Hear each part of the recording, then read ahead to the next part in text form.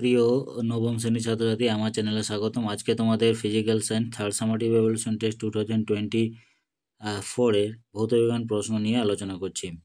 আজকে তোমাদের ভৌতবিজ্ঞান প্রশ্ন আমার হাতের কাছে, তো চলো দেখে নিই গুরুত্বপূর্ণ প্রশ্নগুলো কি আছে এবং তোমরা কতটা ঠিক করেছো। প্রথমে দেখো, সঠিক উত্তরটি নির্বাচন করে পূর্ণবাক্যে লেখো। এখান থেকে 13টা তোমাদের করতে হবে গ্রুপ এ থেকে। 1 নম্বরে দেখো, তরলে মুক্ত তলের ক্ষেত্রফল হ্রাসের জন্য দায়ী। অপশনগুলো দেখো, এ সান্দ্রতা, বি পৃষ্ঠটান, সি ব্যাপন আর ডি হচ্ছে চাপ। এই প্রশ্নের অ্যান্সার হবে অপশন বি অর্থাৎ পৃষ্ঠটান। এরপর চলো নেক্সটে।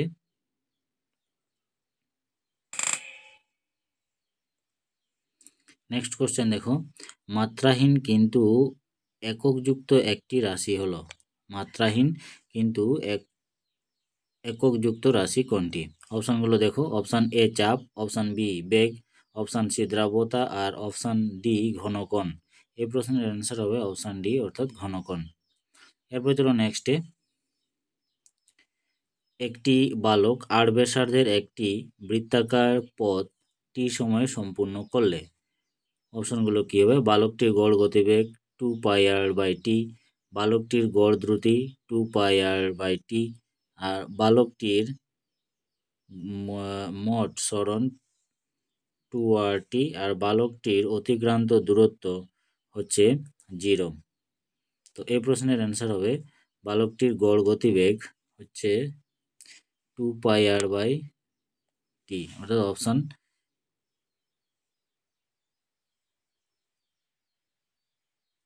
এ। এরপর চলো নেক্সটে।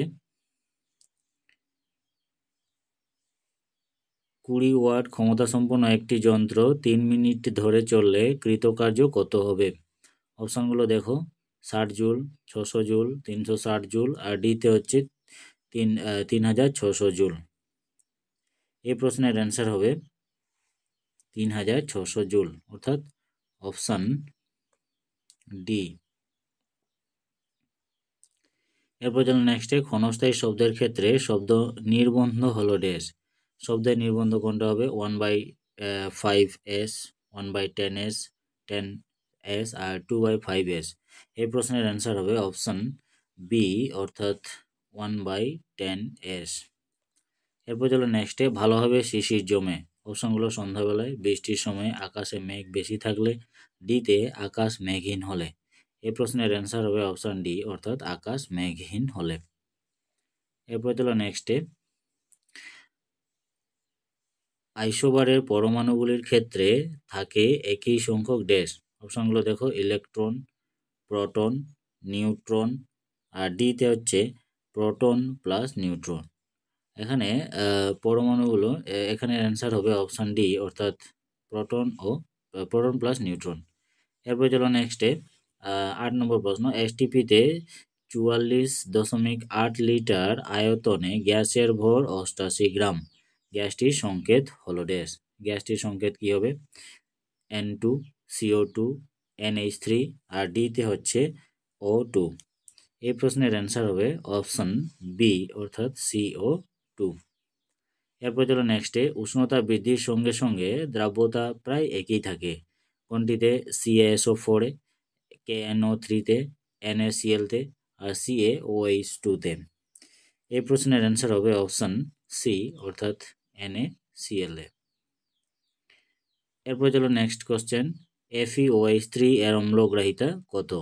অপশনগুলো দেখো, 1, 2, 3, 4। এই প্রশ্নের অ্যান্সার হবে অপশন সি অর্থাৎ 3। এরপরে অ্যাসিড বৃষ্টির পরে মার্বেল পাথরের সাথে যে যৌগ স্তর পড়ে তা হলো ড্যাশ। অপশনগুলো, এতে CaSO4, বিতে CaCO3 আর সিতে Na2SO4 আর ডিতে হচ্ছে CaOH2। এই প্রশ্নের অ্যান্সার হবে অপশন বি অর্থাৎ CaCO3। এরপরে চলো নেক্সটে। পেট্রোলিয়ামের উপাদানগুলিকে যে ভৌত ধর্মের সাহায্যে পৃথক করা যায় তা হলো। অপশনগুলো দেখো, স্ফুটনাঙ্ক, দ্রাব্যতা, হিমাঙ্ক, সান্দ্রতা। এই প্রশ্নের অ্যান্সার হবে অপশন এ অর্থাৎ স্ফুটনাঙ্ক। এরপর চলো নেক্সটে। জলে শৈবালের অতিরিক্ত বৃদ্ধির জন্য দায়ী। জলে শৈবালের বৃদ্ধির জন্য অতিরিক্ত দায়ী অপশনগুলো ক্লোরাইড, ফসফেট, আর্সেনিক, ফ্লোরাইড। এই প্রশ্নের অ্যান্সার হবে অপশন বি অর্থাৎ ফসফেটের কারণে জলে শৈবালের অতিরিক্ত বৃদ্ধি হয়। আরেকটা আছে সেটা নাইট্রোজেন। এরপরে চলো আমরা গ্রুপ বি। গ্রুপ বিতেও তোমাদের এসিকিউ টাইপের কোশ্চেন, এখানে 23টা করতে হবে। 1 নম্বরে দেখো, কোনো বস্তুকে স্থির তরলে সম্পূর্ণভাবে নিমজ্জিত করলে প্লবতা কোন দিকে ক্রিয়া করবে? ঠিক আছে, এই প্রশ্নের অ্যান্সার হবে বস্তুর ওজনের বিপরীত দিকে প্লবতা ক্রিয়া করবে। এরপরে চলো নেক্সটে AU কাকে বলে? AU হচ্ছে জ্যোতির্বিদ্যার একক, যেটা আমরা মহাকর্ষীয় এককও বলে থাকি। এরপরে 3 নম্বরে সাধারণ তুলা যন্ত্রের সাহায্যে সর্বনিম্ন কত ভর মাপা যায়? এর অ্যান্সার হবে সাধারণ তুলা যন্ত্রের সাহায্যে সর্বনিম্ন 10 মিলিগ্রাম ভর মাপা যায়। এরপরে 4 নম্বরে কোনো গতিশীল কণার অতিক্রান্ত দূরত্ব ও সরণের মানের অনুপাত 1-এর চেয়ে কম হতে পারে কি? এই প্রশ্নের অ্যান্সার হবে না, 1-এর চেয়ে কম হতে পারে না। 5 নম্বর প্রশ্ন, কার্যহীন বলের ক্ষেত্রে বল এবং সরণের মধ্যবর্তী কোণ কত? এই প্রশ্নের অ্যান্সার হবে 0। এরপরে 6 নম্বর প্রশ্ন, শব্দোত্তর শব্দ শুনতে পায় এমন একটি প্রাণীর নাম লেখো। এর অ্যান্সার হবে বাদুড়। বাদুড়ের কান কিন্তু শব্দোত্তর শব্দ শুনতে পায়। সত্য মিথ্যা? 4 ডিগ্রি সেন্টিগ্রেড তাপমাত্রা জলের ঘনত্ব সর্বনিম্ন। এটা কিন্তু ভুল। 4 ডিগ্রি তাপমাত্রা জলের ঘনত্ব কিন্তু সর্বোচ্চ। এরপরে নেক্সট 8 নম্বর প্রশ্ন, সিজেস পদ্ধতিতে তামার আপেক্ষিক তাপ 0.09 হলে এসআই পদ্ধতিতে তামার আপেক্ষিক তাপ কত? এই প্রশ্নের অ্যান্সার হবে 90 জুল কেজি ভার্স কে ভার্স 1। এরপরে 9 নম্বর প্রশ্ন, একটি প্রোটন কণা একটি ইলেকট্রন কণার থেকে কত গুণ ভারী? এই প্রশ্নের অ্যান্সার হবে 1839 গুণ ভারী, অর্থাৎ একটি প্রোটন কণা একটি ইলেকট্রন কণার থেকে 1839 গুণ ভারী। এরপরে নেক্সটে, এ পরমাণুর 294 সঙ্গে 2টি প্রোটন যোগ করলে যদি বি পরমাণু সৃষ্টি হয় তাহলে পরমাণুকে কিভাবে লিখবে? এবারে 11তে 9 গ্রাম জলে অণুর সংখ্যা কত? 9 গ্রাম জলে অণুর সংখ্যা হচ্ছে 3.011 ইন্টু 10⁻23। এরপরে 11 নম্বর প্রশ্ন 12 নম্বর প্রশ্ন, এসটিপিতে 2 মোল SO2 এর আয়তন কত? এই প্রশ্নের অ্যান্সার হবে 44.8 লিটার। তারপরে 13 নম্বর প্রশ্ন, দুটি অমসৃণীয় তরলে মিশ্রণকে কিসের সাহায্যে খুব সহজে পৃথক করা যায়? এই প্রশ্নের অ্যান্সার হচ্ছে ভগ্নাংশ পাতনের সাহায্যে দুটি অমিশ্রণীয় তরলের মিশ্রণকে সহজে পৃথক করা যায়। এবারে 16 নম্বর কোশ্চেন, 14 নম্বর কোশ্চেন, পাতন প্রণালীতে গ্রাহক পাত্রে জমা তরলকে কি বলা হয়? এটা হচ্ছে গ্রাহক ফ্লাক্স। 15 নম্বর প্রশ্ন, WHO অনুযায়ী প্রতি লিটার পানীয় জলে আর্সেনিক নিরাপদ মাত্রা কত? এই প্রশ্নের অ্যান্সার হবে 0.01 mg পার লিটার। শূন্যস্থান পূরণ, কোনো বস্তুর বেগ দ্বিগুণ করলে ওই বস্তুর গতিশক্তি প্রাথমিক গতিশক্তির ড্যাশ গুণ হবে। এই প্রশ্নের অ্যান্সার হবে 4 গুণ হবে। বিতে ড্যাশ বস্তু জাড্যের পরিমাপ, ভর বস্তুর জাড্যের পরিমাপ। এবারে সিতে তির্যক তরঙ্গের পরপর যে কোনো দুটি তরঙ্গপাদের মধ্যবর্তী দূরত্ব ড্যাশ এর সমান হবে। এই প্রশ্নের অ্যান্সার হবে তরঙ্গ দৈর্ঘ্যের সাথে সমান হবে। এরপরে চলো নেক্সটে 17 নম্বর কোশ্চেন, বাম স্তম্ভের সঙ্গে ডান স্তম্ভ মেলাও। 1 নম্বর হচ্ছে green of vitriol. Green of vitriol যেটা, সেটা আমরা কোনটাকে বলি? FeSO4, অর্থাৎ FeSO4। এরপরে অ্যাকোয়াফটিক্স, অ্যাকোয়াফটিক্স কোনটাকে বলা হয়? HNO3, এটা হচ্ছে এটার সাথে মিলবে। এরপরে সমিত লবণ, সমিত লবণ কোনটাকে বলা হয়? KNO3। আর বাকি যেটা থাকলো জলে অস্থায়ী ক্ষারতার সৃষ্টি, সেটা যাবে HCO3O2। এরপরে চলো নেক্সটে গ্রুপ সিতে নিচের প্রশ্নগুলি সংক্ষিপ্ত উত্তর দাও। এগুলো তোমরা দেখে নেবে। আর্কিমিডিসের নীতিটি বিবৃতি করো, অথবা একটি তারে বিকৃতি 0.182% হলে 10 মিটার দীর্ঘ তারের দৈর্ঘ্য পরিবর্তন কত হবে? 2 একটি পাত্রের তলদেশে 4 বর্গ সেমি ক্ষেত্রফল বিশিষ্ট এবং পাত্রটি গভীরতা 50 সেমি। পাত্রটি জল দিয়ে ভর্তি করলে পাত্রের তলদেশে জলের ঘাত নির্ণয় করো। 3 নম্বরে সাধারণ তুলা যন্ত্রের সুবিধি হওয়ার 2টি শর্ত লেখো। 4 নম্বরে একটি গতিশীল বস্তুর বেগ সময় লেখচিত্র দেওয়া হলো, যেখানে এতে এ ও বি বিন্দুর মধ্যে বস্তুর ত্বরণ কত। বি এর প্রশ্ন থাকছে বি ও সি বিন্দুর মধ্যে বস্তুর ত্বরণ কত। অথবা 20 গ্রাম ভরে একটি বস্তুর প্রাথমিক বেগ 10 সেমি পার সেকেন্ড এবং 5 সেকেন্ড পরে এর বেগ 40 সেমি পার সেকেন্ড, তবে বস্তুর ওপর ক্রিয়াশীল বলের মান নির্ণয় করো। এরপরে 5 নম্বরে প্রমাণ করো পি ইকুয়ালস টু √2m/e, যেখানে পি ভরবেগ, এম ভর আর ই হচ্ছে গতিশক্তি। অথবা বলের বিরুদ্ধে কার্য বলতে কি বোঝো, উদাহরণ দাও।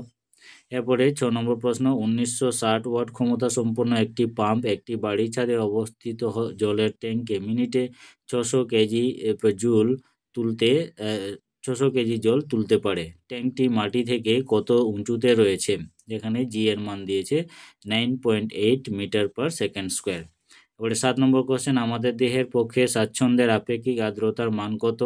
তাপ এবং কার্য সম্পর্কিত জুলের সূত্রের গাণিতিক রূপটি লেখো। 8 নম্বর প্রশ্ন, সুরযুক্ত শব্দ ও সুরবর্জিত শব্দের মধ্যে দুটি পার্থক্য লেখো। ওখানে অথবা একটি সুরশলাকার কম্পাঙ্ক 256 হার্জ এবং উৎপন্ন তরঙ্গের তরঙ্গদৈর্ঘ্য 1.3 মিটার। উৎপন্ন শব্দের বেগ কত? এবার 9 নম্বর প্রশ্ন, একটি পরমাণুতে 3টি কক্ষ আছে। সবচেয়ে বাইরের কক্ষে 2টি ইলেকট্রন থাকলে পরমাণুটির পরমাণু ক্রমাঙ্ক কত? অথবা আইসোটোপগুলির রাসায়নিক ধর্ম একই হয় কেন? 10 নম্বর প্রশ্ন, 1 মোল ক্লোরিন অণু ও 1 মোল ক্লোরিন পরমাণুর মধ্যে পার্থক্য কি? 11 নম্বরে কিভাবে সালফার সল প্রস্তুত করা যায়? প্রয়োজনীয় রাসায়নিক সমীকরণ দিতে হবে। 12 নম্বরে দুটি গ্যাসীয় পদার্থের বিক্রিয়ায় একটি কঠিন পদার্থ উৎপন্ন হয়, উদাহরণ দাও।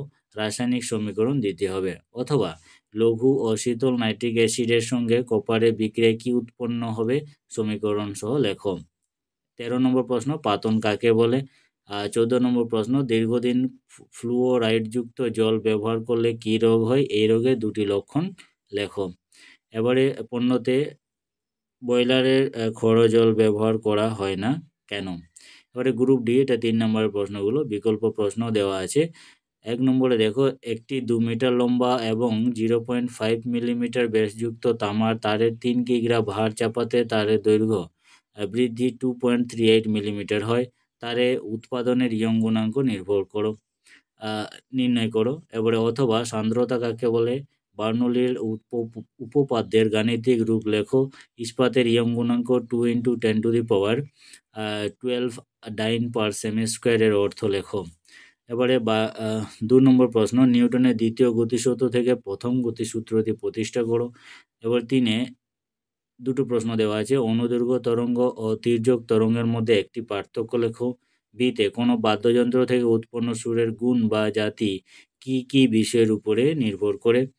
এবারে 4 নম্বর প্রশ্ন, -10 ডিগ্রি সেলসিয়াস উষ্ণতায় 1 গ্রাম বরফকে 100 ডিগ্রি সেন্টিগ্রেড উষ্ণতায় স্টিমে পরিণত করতে কত তাপ দিতে হবে? যেখানে বরফের আপেক্ষিক তাপ দেওয়া আছে 0.5 কিলো G⁻⁻1 আর ডিগ্রি C-1। অথবা বোধগম্য তাপ ও লীন তাপের মধ্যে দুটি পার্থক্য লেখো। 84 জুল কার্যকে তাপে রূপান্তরিত করতে কত পরিমাণ তাপ উৎপন্ন হবে? 5 নম্বর প্রশ্ন, রাদারফোর্ড পরমাণু মডেলের দুটি ত্রুটি উল্লেখ করো। বরের মতানুসারে স্থির কক্ষপথ ও গতিস্তর কাকে বলে? 6 নম্বর প্রশ্ন, 1 গ্রাম মোল CaCl2 এর ভর কত গ্রাম এককে প্রকাশ করতে হবে? 51 গ্রাম অ্যামোনিয়া সমান কত গ্রাম অণু অ্যামোনিয়া? এতে অ্যামোনিয়া অণুর সংখ্যা কত?